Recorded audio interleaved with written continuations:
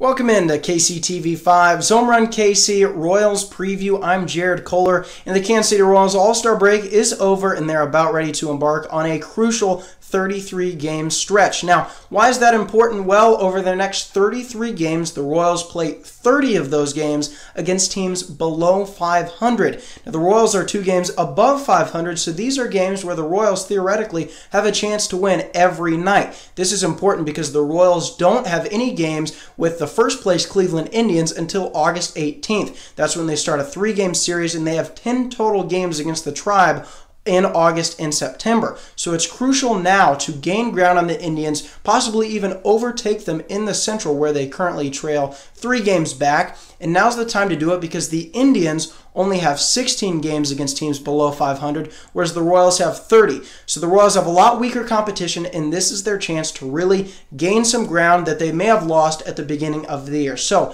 how can they do it? Well, they're mostly healthy. Their lineup is pretty good to go, and Danny Duffy is back in the starting rotation. So breaking down the 3 facets of the game, we start with the lineup. Now, a lot of people criticize Alex Gordon, Brandon Moss, Alcides Escobar, and rightfully so. They have struggled. But really, the crux of this lineup sits right in the heart of the order with Lorenzo Cain, Eric Hosmer, Salvador Perez, and Mike Moustakas. It's no coincidence that the Royals have really been a better team when they are hitting. Eric Hosmer, since around mid-April, has been one of the best pure hitters in the game, while Mike Moustakas has been one of the best power hitters. Salvador Perez, on the other end, is for the first time in his career hitting for power and average. If these 3 can keep it up, added with Lorenzo Cain, who's been very good, that is where the runs are really going to come from. Whit Merrifield, Jorge Bonifacio are nice additions, but the Royals' success really relies in those 4 players, and they need them all to stay healthy and hot.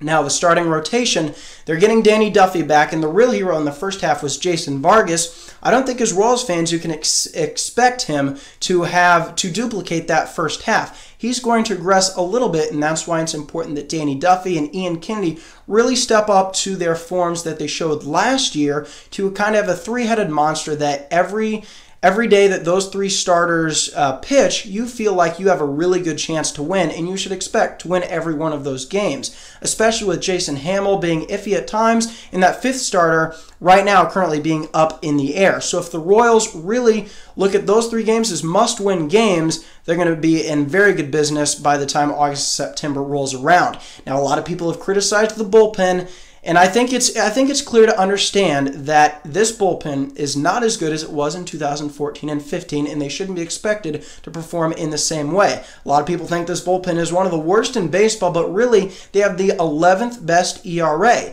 Now, that's not very good compared to past years where the HGH bullpens were some of the best in baseball history, but it's important to realize that the Royals bullpen will occasionally blow a game or 2, and that's not the end of the world. Kelvin Herrera has saved 19 of his 21 chances, which is better than a 90% save rate, which is around the league average. He's been fine, not as good as Wade Davis or Greg Holland necessarily, but that doesn't mean the Royals bullpen is a dumpster fire. Joakim Soria has only given up 1 home run all year, and Mike Minor has a 1.87 ERA, and those 3 combine for a suitable back end of the pen. Now, General Manager Dayton Moore might add a few more pieces at the deadline, but this bullpen shouldn't be viewed as a weakness, just as an area that isn't as strong as it has been in past years, as long as the starting lineup and the starting pitchers elevate their game a little bit more in past years. I think the Royals are very capable of that, but it's really going to be crucial over these next 33 games where they're playing weaker competition than the Indians that they position themselves in a spot to where when they finally play the Indians and the division is on the line,